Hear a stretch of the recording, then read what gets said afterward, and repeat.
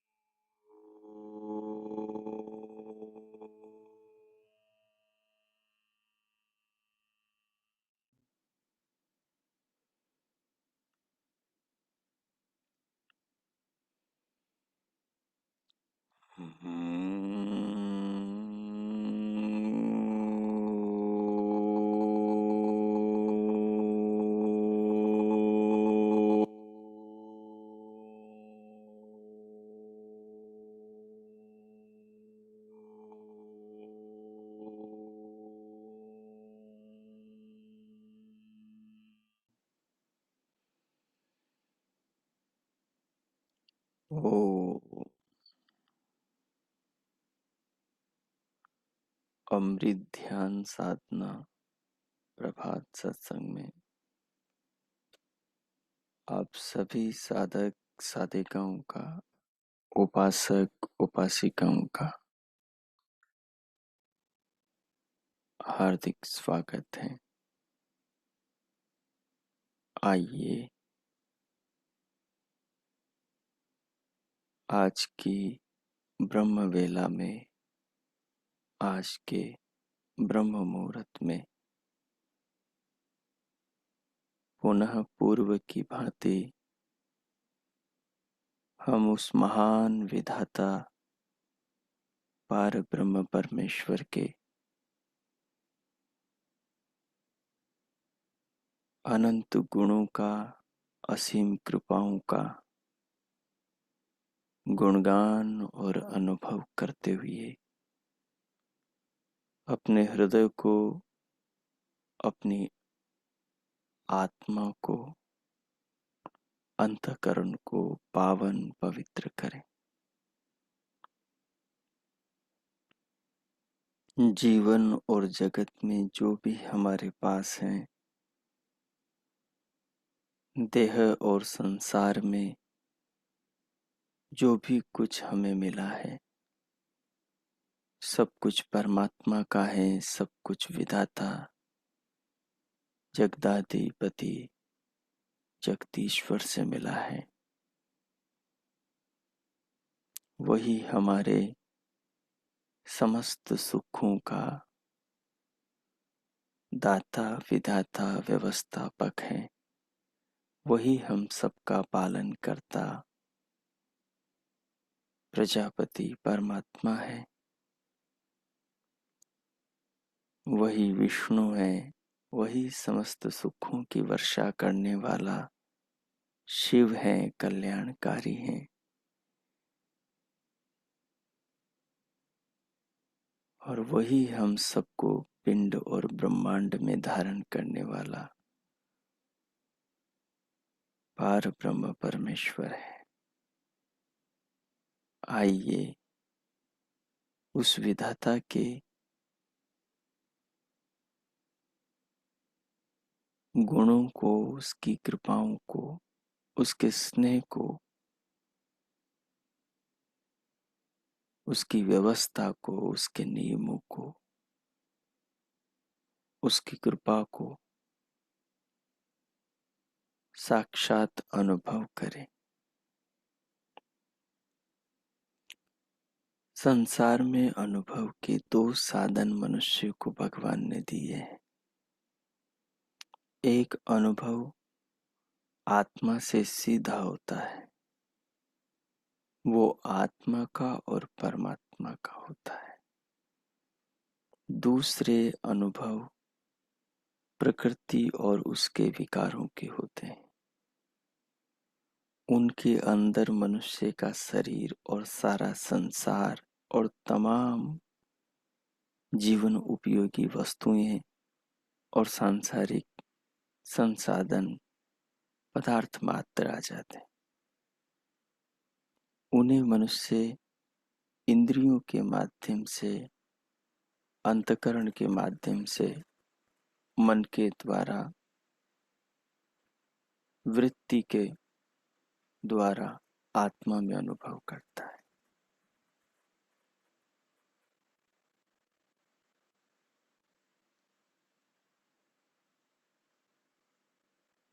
आत्मा से आत्मा का और परमात्मा का अनुभव करना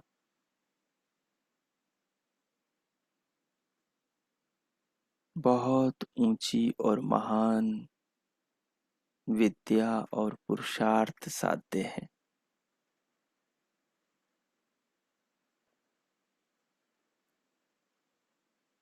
जब मनुष्य अष्टांग योग की पगडंडी पर चलकर अपने हृदय अंतःकरण को यम नियमों के पालन से पूर्ण रूप से शुद्ध, विशुद्ध, पावन, पवित्र कर लेता है, यमों के पालन से अपने बाह्य जीवन को निर्मल बना लेता है और नियमों के पालन से अपने आंतरिक जीवन को, व्यक्तिगत जीवन को महान बना लेता है। यम और नियमों के सुपथ पर चलकर भगवान के अनुकूल वेदानुदेश के अनुरूप विधाता के आदेश उपदेश के अनुसार अपना निर्माण कर लेता है, तब भगवान की कृपा को सहज भक्त साधक साधिकाएं पा लेती हैं। ईश्वर प्रणिधानात् वा, इस महान सूत्र में भगवान पतंजलि के मन की बात को महर्षि वेदव्यास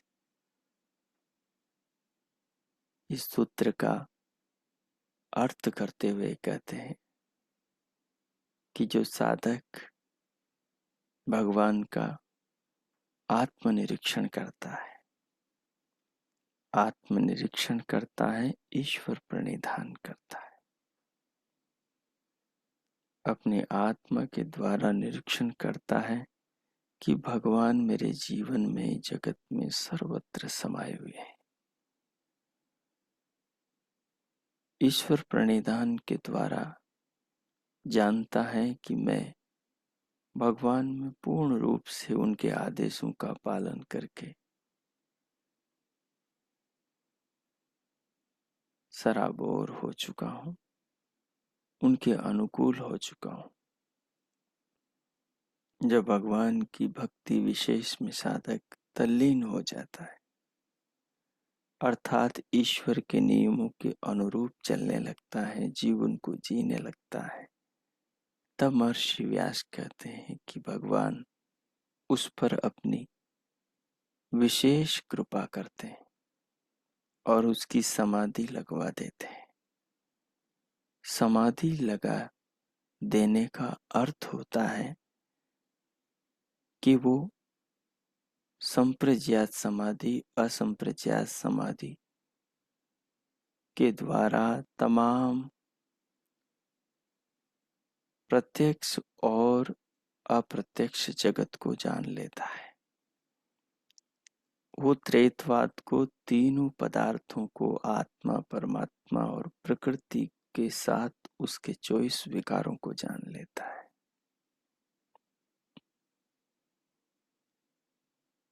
समाधि लगवाने का अभिप्राय है कि वो वितर्क, विचार, आनंद और अस्मिता से स्थूल जगत से सूक्ष्म, अस्थूल, निराकार, निर्विकार अपनी आत्मा तक को बुद्धि के द्वारा जान लेता है। वो वितर्क में और विचार समाधि में प्रकृति के स्थूल स्वरूप को और सूक्ष्म स्वरूप को जान लेता है, मूल प्रकृति पर्यंत स्थूल और सूक्ष्म 24 विकारों को जान लेता है। उन्हीं के अंतर्गत मनुष्य का अपना शरीर भी आ जाता है। पांचों कोष आ जाते हैं, पांचों प्राण आ जाते हैं, तीनों शरीर आ जाते हैं। सिर से पांव तक, त्वचा से अस्थि तक संपूर्ण पिंड आ जाता है। पिंड को जानकर वो ब्रह्मांड को जान लेता है। सृष्टि जिन नियमों में बंधकर निरंतर गतिशील है, जगत जिन सूत्रों में बंधा हुआ जिस व्यवस्था में चल रहा है, जगत के विश्व के उन नियमों को और उस व्यवस्था के सूत्रों को वो साधक इन दोनों समाधियों द्वारा जान लेता है। तत्पश्चात वो इनके ज्ञान के आनंद में आनंद का पान करता है, जो बहुत उच्च कोटि की स्थिति है, जिसका नाम आनंद समाधि है। और उसके बाद बौद्धिक रूप में वो अपनी आत्मा को जानता है, अपने स्वरूप को पहचानता है। भगवान समाधि लगवा देते हैं, अर्थात वो स्थूल जगत से लेकर अपने आत्म तत्व के समस्त पदार्थों को बुद्धि के द्वारा संप्रज्ञात समाधि के इन चारों पड़ावों में जान लेता है। और इनके बाद भगवान की कृपा से साधना करते हुए असंप्रज्ञात समाधि में बिना बुद्धि के सहारे अपनी आत्मा को और परमात्मा को साक्षात अनुभव कर लेता है। परंतु कब? जब साधक पूर्ण रूप से भगवान के अनुकूल चलता है। भगवान के अनुकूल चलने का अर्थ है वेद के अनुसार जीवन को जीना। वेद कैसे जीवन का उपदेश करता है, इस तत्व को चारों वेदों से समेटकर संक्षेप में भगवान पतंजलि ने यम नियमों में उकेर दिया। और उसी तत्व को जो सूत्रों के गर्भ में रमा छिपा है, उसे भगवान वेदव्यास ने निकाल करके भाष्य में प्रस्तुत कर दिया। तो जीवन को जो यम नियमों में ढाल लेता है, वही वास्तव में भक्त उपासक ईश्वर प्रणिधान से मिलने वाले फल को प्राप्त कर पाता है। अर्थात जीवन के बाह्य और आंतरिक, सृष्टि के स्थूल और सूक्ष्म, आत्मा और परमात्मा तक के तीनों त्रैतवाद, तीनों पदार्थों को जान लेता है।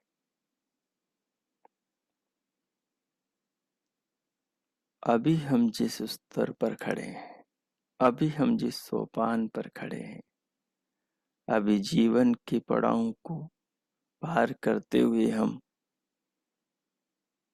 जिस यात्रा करते हुए अध्यात्म के सुपथ पर चलते हुए जिस मुकाम, जिस साधना की सीढ़ी पर पहुंचे हैं, अभी हम यम नियमों के पालन करने में भी दक्ष नहीं हुए। अभी हम इंद्रियों के द्वारा, मन के द्वारा, अंतःकरण के द्वारा वृत्ति रूप में आत्मा से अपने शरीर और जगत को जान सकते हैं। जितना हमारा ज्ञान है, जितनी हमारी साधना है, उसके अनुपात में जिसे हम जानेंगे, जिसे हम अनुभव करेंगे, वो प्रभु का कार्य है। वो प्रभु के द्वारा किया हुआ निर्माण है। वो प्रभु की व्यवस्था रूपी हाथों से और प्रभु के बनाए नियमों में ढला हुआ पदार्थ तत्व है। वो शरीर है, वो मन है, वो बुद्धि है, वो वृत्तियां हैं, वो शरीर का हर भाग है। रस है, रक्त है, मांस, मज्जा, अस्थि में सारा शरीर सिर से पांव तक के समस्त अवयव अंग प्रत्यंग है। तो सर्वप्रथम हम इंद्रियों के द्वारा अपने शरीर को अनुभव करेंगे।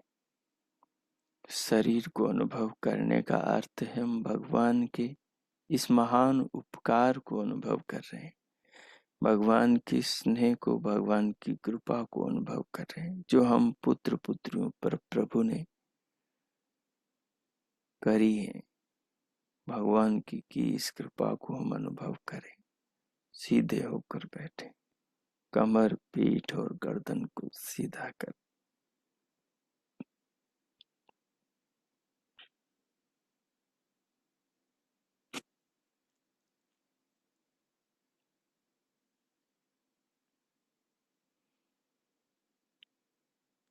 सीधे करके सहज कर लें।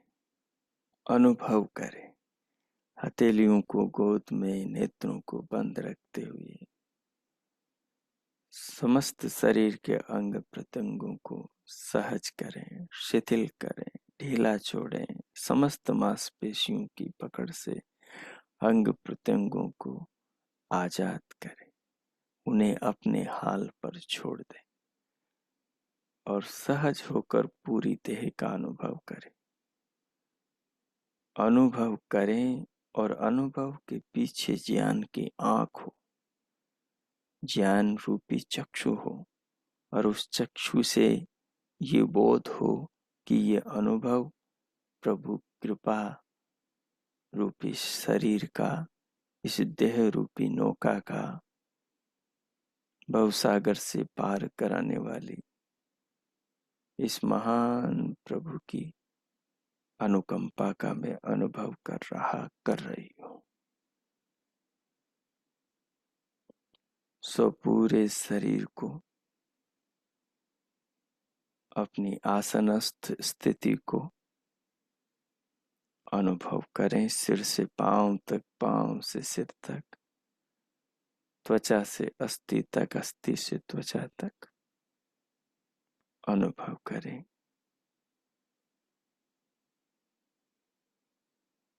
अनुभव करें और बाहर से भीतर आने वाली श्वास को धीरे धीरे लें और अनुभव करें। क्या प्रभु की कृपा नहीं है? जरा सोच के देखें, आप पाएंगे ऐसा कुछ है ही नहीं संसार में जो प्रभु प्रदत्त न हो, जिसमें प्रभु की कृपा, प्रभु की अनुकंपा, प्रभु का स्नेह न हो। जगत में कोई भी कण भगवान की महिमा, भगवान की अनुकंपा से सूना नहीं है। तो इस प्रकार भगवान को महसूस करें।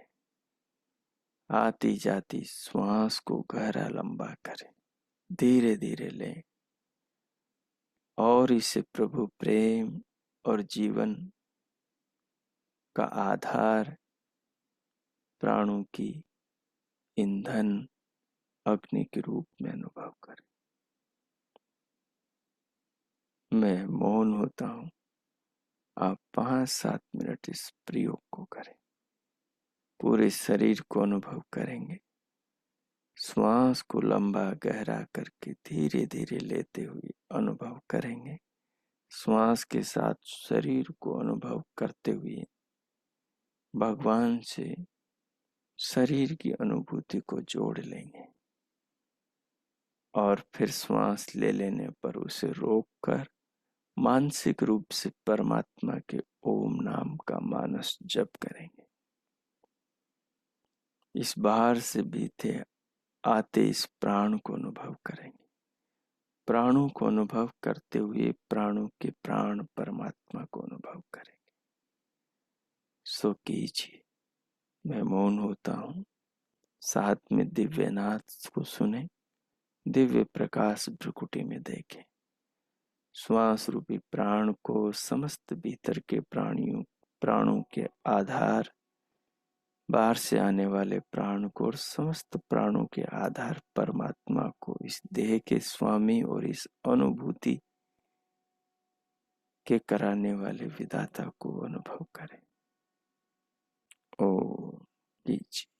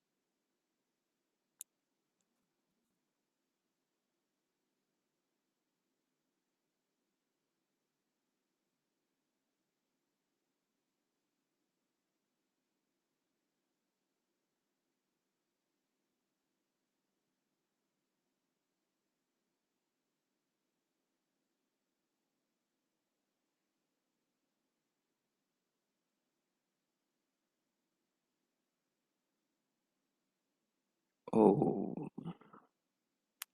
इस प्रकार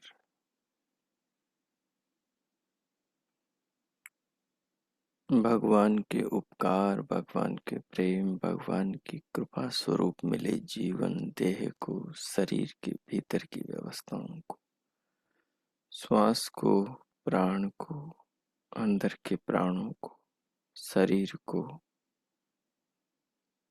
अनुभव करते हुए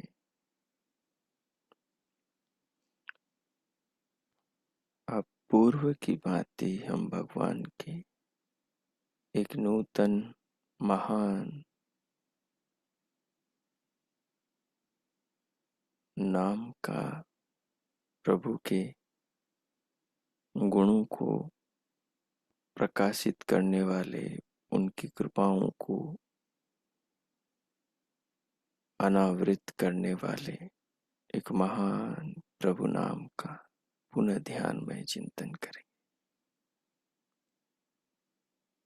भगवान के नाम भगवान के स्वरूप पर प्रकाश डालते। भगवान के नाम हमारे ध्यान को भगवान की उन कृपाओं के प्रकाश में ले जाते हैं, जो कृपाएं हम पर निरंतर प्रभु की सदा से होती चली आ रही है और जिनकी ओर हमारा ध्यान ही नहीं है। ऐसा ही एक महान प्रभु का नाम है प्राण। भगवान प्राण स्वरूप है, विधाता हमारे प्राणों का भी प्राण है।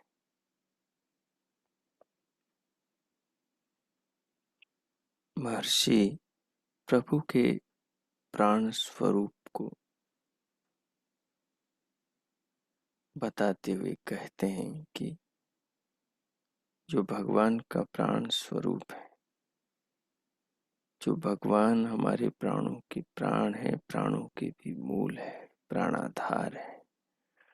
जगत में जितने भी प्राणी हैं, उन समस्त प्राणियों के प्राण है। प्राणियों को जिन प्राण तत्वों के माध्यम से भगवान ने धारण कर रखा है और उन प्राण तत्वों को जिन पदार्थों के माध्यम से भगवान जीवन देते हैं, जिन व्यवस्थाओं और नियमों के माध्यम से भगवान उन प्राण तत्वों का सृजन करते हैं, इसलिए भगवान उन सब के आदि मूल है।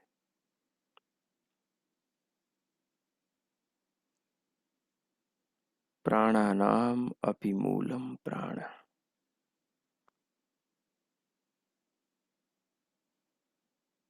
महर्षि लिखते हैं, सबका जीवन मूल होने से वह विधाता प्राण है। जैसे प्राण के वश में सब शरीर और इंद्रियां होती हैं, वैसे ही परमेश्वर के वश में सब संसार, सारा जगत रहता है।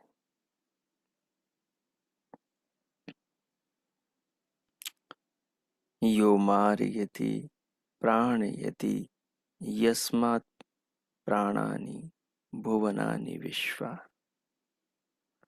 यत् इदं जगत् किंच प्राण एजति निःसृतम्।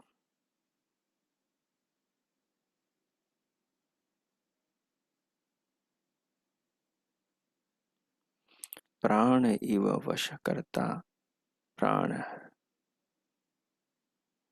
सब हम सब प्राणों के ही वश में है। श्वास आई तो हम हैं, श्वास आ जा रही है तो हम हैं, श्वास नहीं आई तो खेल खत्म है, फिर कोई नहीं। हम सब प्राणों पर निर्भर है। प्राणी हमारे जीवन के आधार है। प्राणी हमें ये सोचने, समझने, जीवन को जीने की शक्ति दे रहे हैं। ये प्राण बाहर से भीतर चले आ रहे हैं। बाहर इन प्राणों में जो शक्ति है, उस शक्ति का निर्माण प्राणों का स्वामी परमात्मा कर रहा है।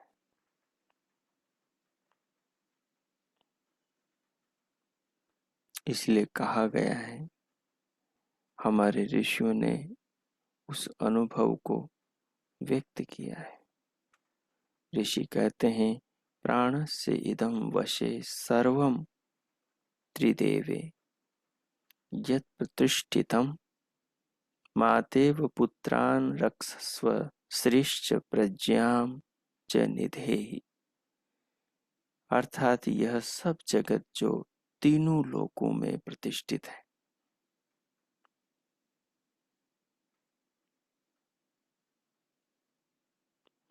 प्राणन शक्ति प्रदान करने के कारण प्राण कहने वाले भगवान के वश में है। ये जो पृथ्वी लोक, अंतरिक्ष लोक और द्युलोक, इन तीनों लोकों में जो जगत है, ये सारा का सारा जो जगत है, सारे के सारे इनमें लोक लोकांतर है, सारे के सारे प्राणी हैं, समस्त वस्तुएं, सारी व्यवस्थाएं और नियम है, सब कुछ प्राणन शक्ति प्रदान करने वाले इस प्राण शक्ति को, जिससे सारा जगत चल रहा है, इसको प्रदान करने के कारण इन सब के प्राण कहने वाले भगवान के वश में है।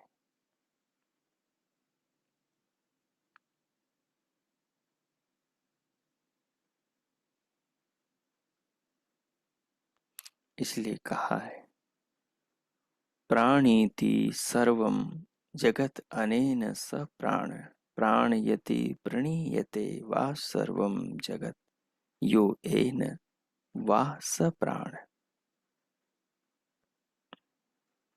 सारे लोक लोकांतर, समस्त प्राणियों के जीवन और हमारी देह में चल रहे 10 प्राण, बाहर से आने वाला मुख्य प्राण,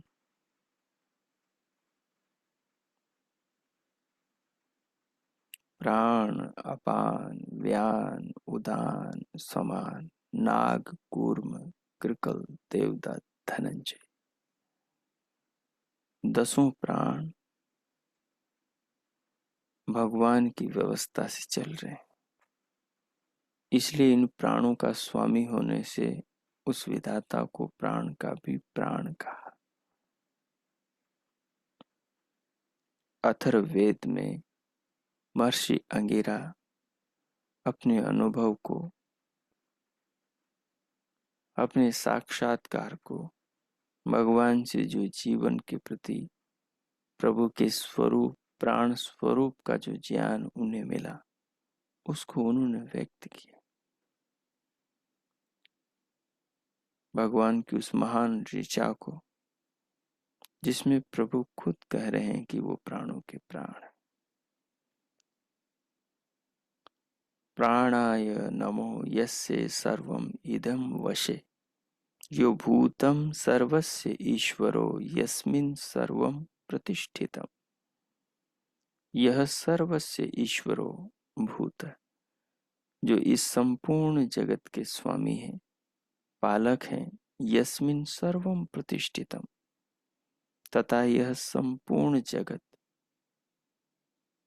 जिन भगवान पर आश्रित है, जिनकी मुट्ठी में, जिनके नियमों में, जिनकी व्यवस्था में है, जो इसके उत्पत्ति, स्थिति और संहार करता है,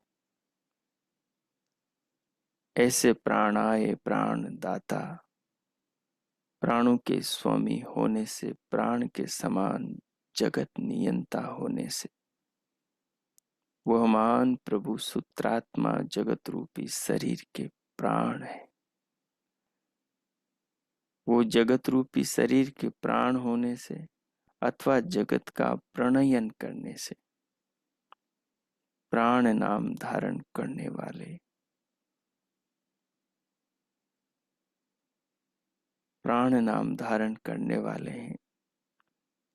इसलिए महर्षि अंगिरा प्राण स्वरूप परमात्मा को नमन करते हुए कहते हैं, प्राणाय नमः यस्य सर्वम इदं वशे, जिसके अंदर ये सारे प्राणी वश रहे, उस महान प्राणों के प्राण परमात्मा को प्राणाय नमो, उनको मेरा नमस्कार हो। यो भूत सर्वस्य ईश्वरो, जो समस्त उत्पन्न हुए पदार्थों के वस्तुओं के स्वामी हैं, ईश्वर हैं, समस्त ऐश्वर्यों के स्वामी हैं। यस्मिन् सर्वम प्रतिष्ठितम, और जिसके अंदर, जिसकी व्यवस्था, जिसके नियमों में सारा ब्रह्मांड, संपूर्ण जगत, सब कुछ रहता है। अब हम देखें कि अपना शरीर यस्मिन् सर्वम प्रतिष्ठितम, भगवान में प्रतिष्ठित है क्या? देखें अपने प्राण को कि अपना प्राण परमात्मा में प्रतिष्ठित है क्या? और देखें हम कि यस्य सर्वम इदम वशे, हमारा प्राण भगवान के वश में है क्या? हम देखें कि हमारे रक्त कणिकाओं में जो प्राण दौड़ रहा है, हम देखें हमारे शरीर में जो नाग, कुर्कम, कूर्म, देवदत्त, धनंजय, कृकल काम कर रहा है। हम देखें हमारे अंदर जो प्राण, उदान, व्यान, समान काम कर रहा है। क्या ये सारे प्राण परमात्मा के वश में हैं? हाँ, ये सब परमात्मा के वश में है। हमारे वश में होते तो हम कभी मरते नहीं, प्राण कभी बंद नहीं होते, प्राण कभी रुकते नहीं, प्राणों की धारा निरंतर चलती रहती। लेकिन प्राण हमारे वश में नहीं, प्राण परमात्मा के वश में है।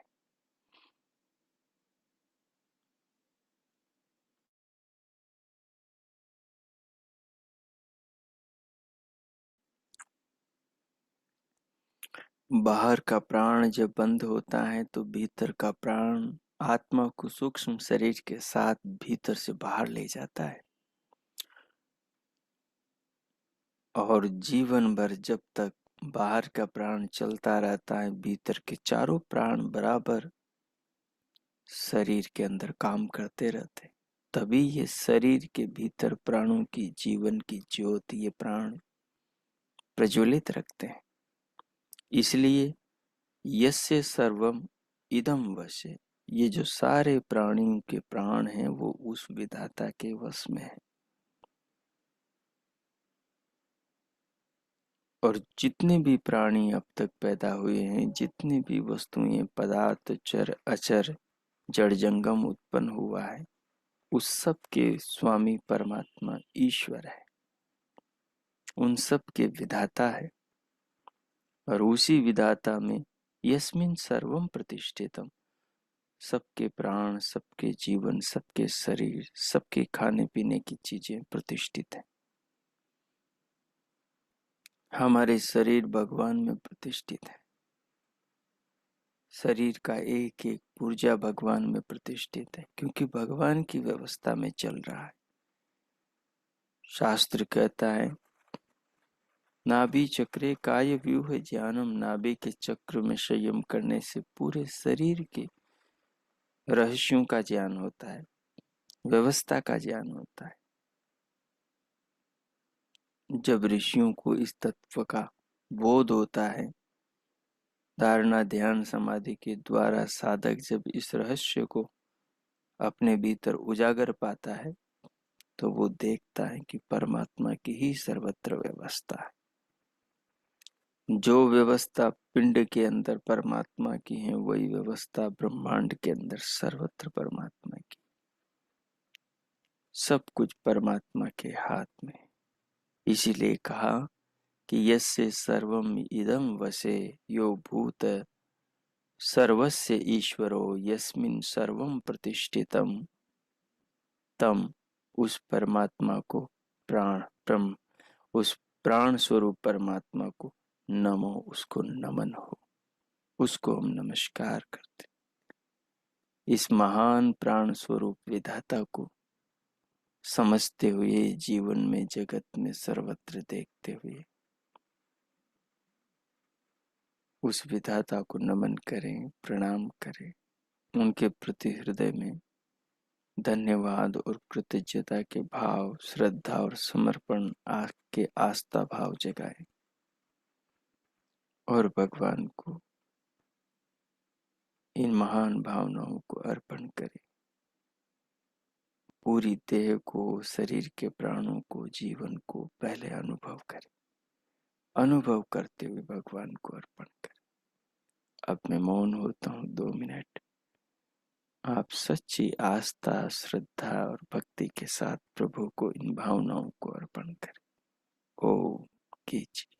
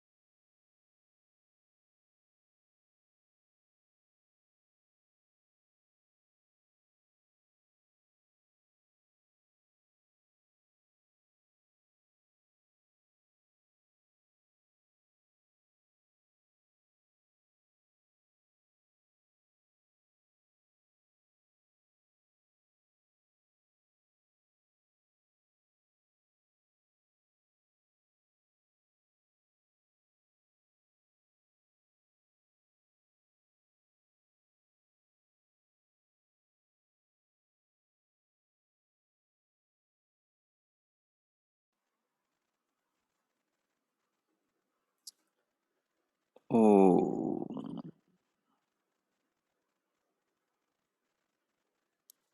ओम।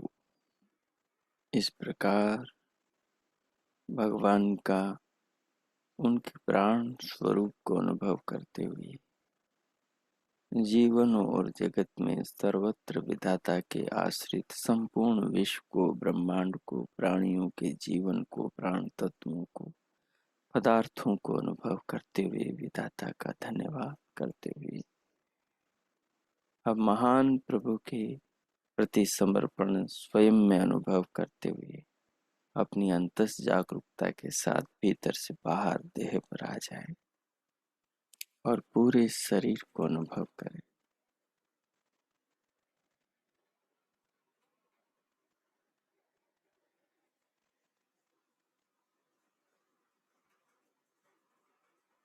संपूर्ण शरीर को अनुभव करते हुए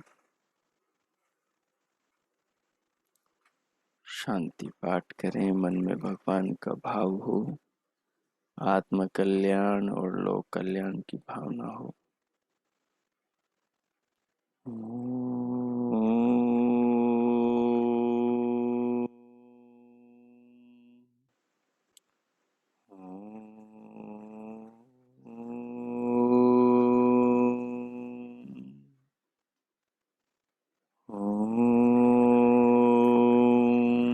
शांति शांति शांति ओम।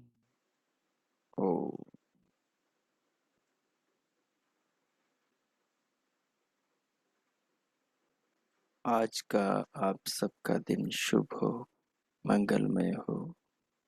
प्रभु से सबके लिए बहुत बहुत शुभकामनाएं। भगवान की महान कृपा से हमें जीवन में विधाता के प्राण स्वरूप का बोध हो। हम सहज ही जीवन में जो प्राणों की धारा बह रही है, अंतर्यामी परमात्मा को उसका आधार महसूस करें और जीवन को भगवान से जोड़ते चले जाएं और आत्म कल्याण अंतःकरण को पावन पवित्र करते चले जाएं। भगवान की कृपाएं हम पर निरंतर बरस रही हैं। हम जीवन में पुरुषार्थ करेंगे, परिश्रम करेंगे तो अवश्य हमें वो सब चीजें प्राप्त होगी। भगवान से सबके लिए बहुत बहुत शुभकामनाएं। इति ओम। अब दोनों हथेलियों का परस्पर घर्षण करते हुए उष्ण हथेलियों से पूरे मुखमंडल का स्पर्श करें। फिर उंगलियों के मध्य से पलकें खोलते हुए भीतर से बाहर आ जाए। ओम।